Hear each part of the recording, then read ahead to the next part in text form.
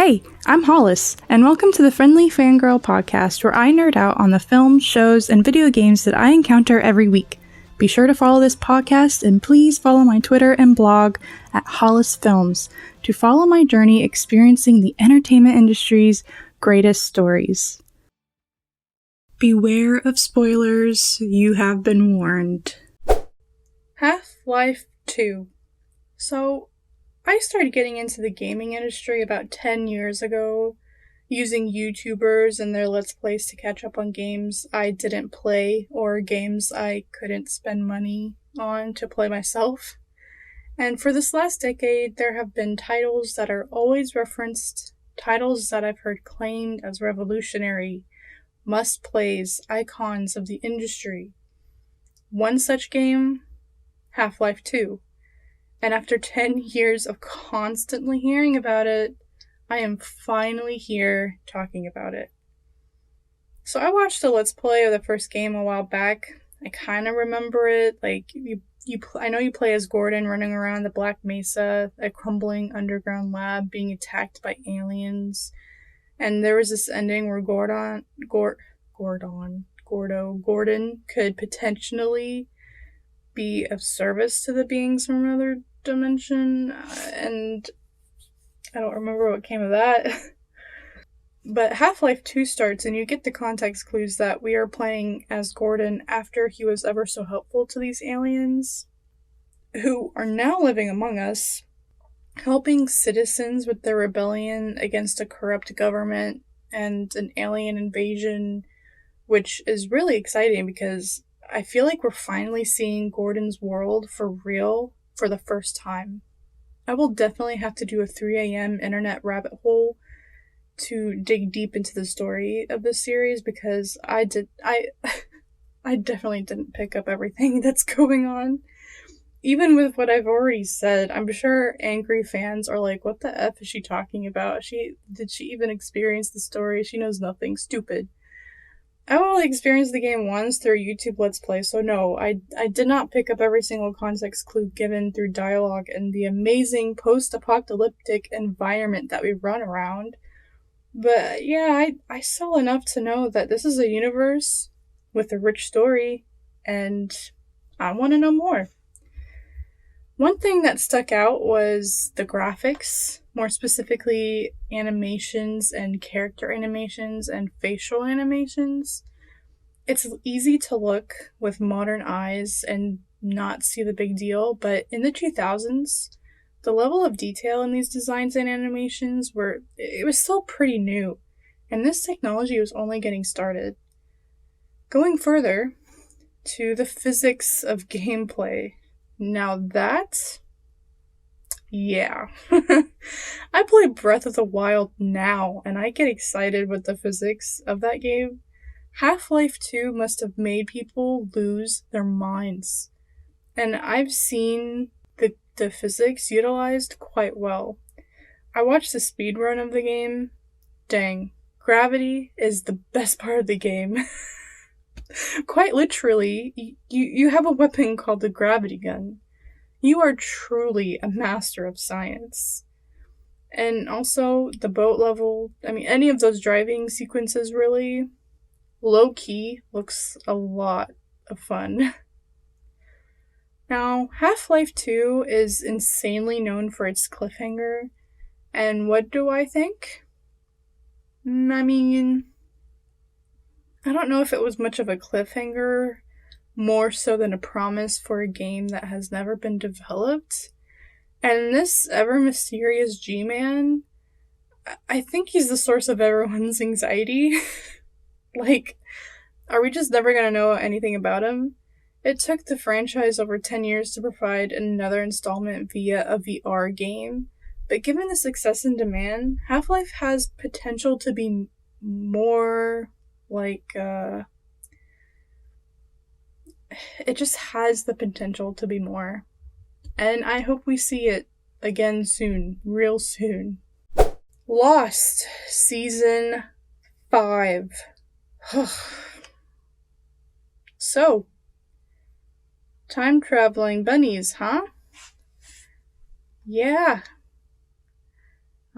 Yeah, so everyone on the island was thrown into a time heist. I am so tired. So those that remained are in the middle of a time heist, from what I understood in the season premiere. But the natives, the hostiles, Nestor Carbonell, they didn't time heist the way Locke did. Richard just makes no sense anyways, honestly. These next several episodes are super fun. Sawyer sure wishes he was back at the town playing board games with Locke and Hugo. Desmond got his happy ending, living a secret life on a boat with Penny and their son Charlie. Please, please, don't kill him. Don't kill him. Don't kill anybody. But Penny's dad used to be on the island. Hello? So I guess he wasn't Dharma after all. And well, look who's not dead. Jin. That's right. I told him to jump off, and he did. So, son, calm yourself before you do anything stupid. Thanks. I'm really glad Jin found the rest of the squad. Jin reuniting with Sawyer it was a pleasant experience. Meanwhile, Ben gets the band back together by convincing the Oceanic Six to go back. Apparently, Faraday's mother is the answer. I know I required a corpse to confirm death. Well, look who's alive. Jeremy Bentham. It was interesting how they finally got back, though. I feel like it's been a whole season and a half for us to get to this moment, and it actually has. But we've mostly been seeing it through Jack's chronology. They all seem kind of surprised to see Jack and Ben walk in the plane, though. But at least Desmond ditched them in time. So, I'm to believe that John leaving the island stopped the time heist, but now our peeps are stuck in the 70s during the height of Dharma, which I guess eventually disbanded after Ben destroyed them.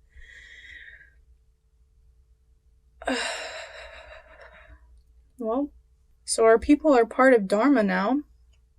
Here's the thing. Cool, Jen can speak English, but Sawyer and Juliet, I don't know, fam. I'm not as angry as I was with the Kate and Jack thing, but, they didn't have to make Sawyer and Juliet romantic at all.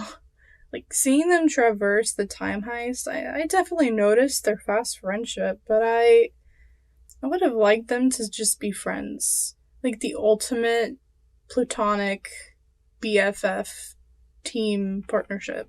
Because not every man and woman pairing has to be a couple. And Jack and Sawyer, this might be a shock to hear, but they can have different interests in women. But, whatever. Kate is here, so... It's hard to think about where these people were in season 1. How do I summarize any of their character arcs in 3 sentences or less? They freaking time traveled. Remember when the weirdest thing about this show was a polar bear in the jungle? Or, I guess, the shadow monster? There are several things I would like to say. I don't know where to start. But this 70s Dharma adventure is such a doozy. And Sun is stuck in the future with Ben, while everyone else successfully went back in the past? That blows. So, how are we gonna get everyone to the same timeline? A 12-year-old Ben Linus brought me a chicken salad sandwich. How do you think I'm doing? Saeed shot Ben, OMG, LOL. What's up with Saeed anyways? Ben really tried to kill Penny. All the foreshadowing, LOL. I did not once believe Desmond would have allowed him to even step on the boat or even get anywhere near her. He would not let him get away with anything, and I was right. Now seriously, I never want to see Desmond again. Mr. Faraday is back, but he came back to die. Ridiculous. But before he died, he was rambling on about changing the future. Like, is he trying to create a new timeline or TVA, get this man? Meanwhile, John is on a quest to kill Jacob. Alright, Supernatural fans, how long have you guys been waiting for me to get to this part? The actor that played Lucifer in Supernatural is the same actor that plays the ever famous Jacob that we've heard so much about for 3 seasons. This is what we got at the ultimate face reveal that we've been waiting for 4 years. But we get a lot more than a face reveal. Jacob is from the Pilgrim times or something and is on the island. He was on the island when the Egyptian temples and statues were still a thing, which we got a glimpse at during the season 4 time heist.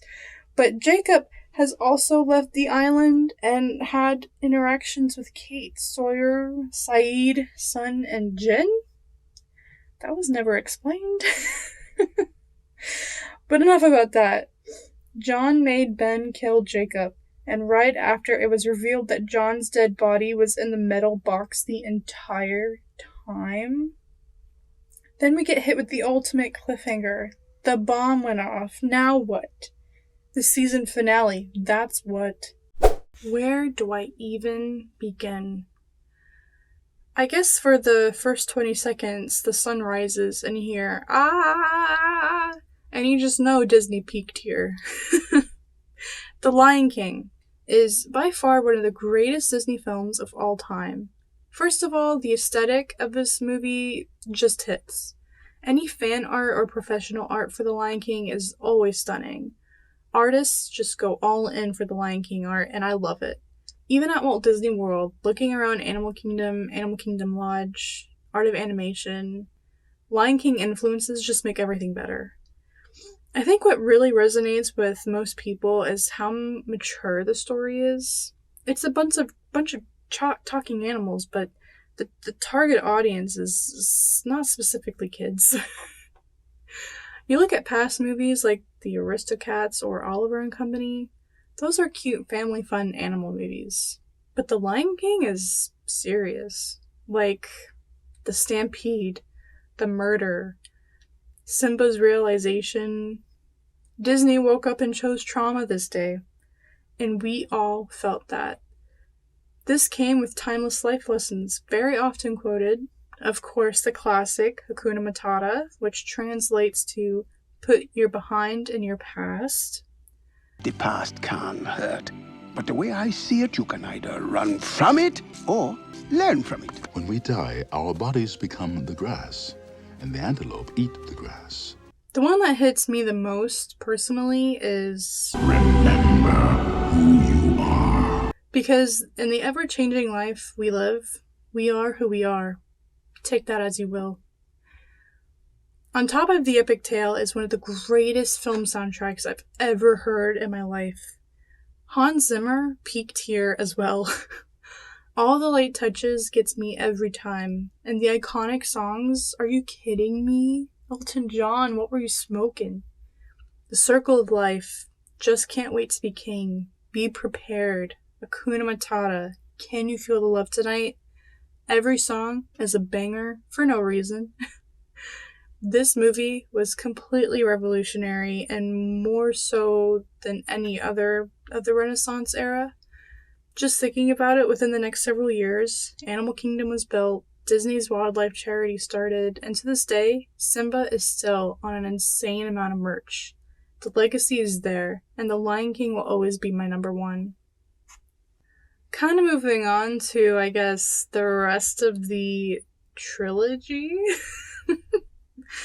Lion King 1.5. This is a fun, not to be taken seriously, fourth wall breaking Timon and Pumbaa adventure.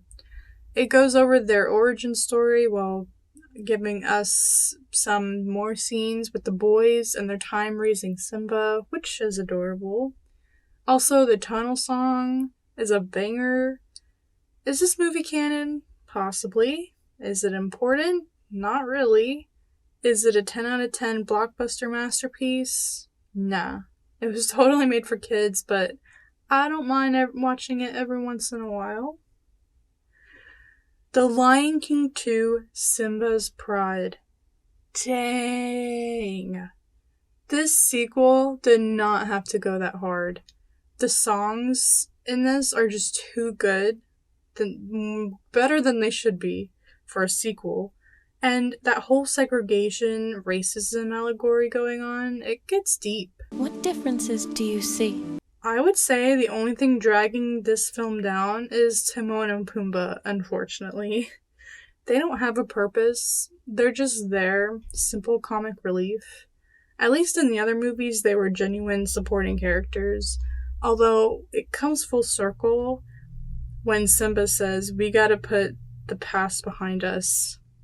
In the end, Simba was willing to Hakuna Matata his kingdom to unity. Anyways, I've loved the sequel since I was a kid. I still refuse to sleep on the sequel, and I think you should give it a chance too. Hans Zimmer is one of my favorite composers of all time. Other than The Lion King, he has over 700 credits to his name and has created some of the most iconic soundtracks the film industry has ever heard. Zimmer was born in West Germany and grew up playing piano. He is mostly self-taught. After a normal childhood, being raised in Germany, Switzerland, and finishing school in England, Zimmer actually kicked off his career in the music industry as in he was on the keys and played and worked for different bands, including those people that did the video Killed the Radio Star song. Through the 80s, Zimmer was slowly making his way into the entertainment industry as he helped another composer make film scores. What really sealed the deal was his Oscar-nominated score in the 1988 film Rain Man. Thus, Hans Zimmer's career had truly begun. He was only getting started. Some of his most notable work in the 90s included Thin Red Line, As Good as It Gets, and Preacher's Wife. He also did the beautiful score for Prince of Egypt, but his Oscar award-winning soundtrack for The Lion King is as good as it gets. I've already gushed about this score today. Need I say more? Hans Zimmer entered the new century as an established film composer. He composed for the films Road to El Dorado, Rango, Last Samurai, Gladiator, and Spirit, Stallion of the Cimarron Herd, which is one of my personal favorites.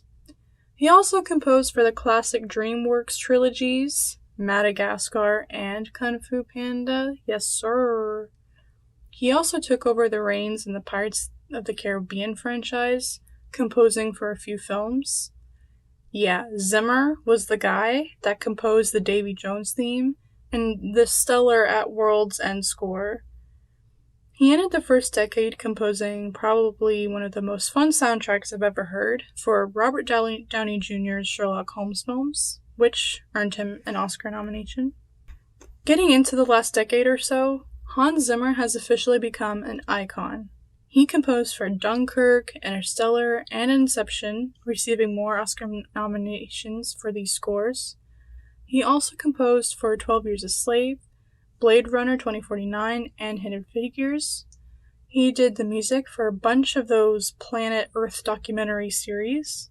He did the music for the shows The Bible and The Pacific. He did a few DC films like Superman and Dark Knight Rises. Most recently, he has scored No Time to Die, The Calling, and Top Gun Maverick. And everyone, it was Hans Zimmer responsible for the Army of Bagpipes and the epic soundtrack of Dune Part 1. So, that's just a little Hans Zimmer for you. Disney legend, 2 out of 12 Oscar nominations, 10 BAFTA nominations, 3 out of 5 Golden Globes, 4 out of 22 Grammys. Definitely check out the rest of his career, as maybe one of your favorite movie soundtracks exist because of this guy. That's it for this week. Again, follow me on Twitter or leave a comment, and let me know what you've been fangirling over this week. Thank you for joining me, and I'll talk to you again next week.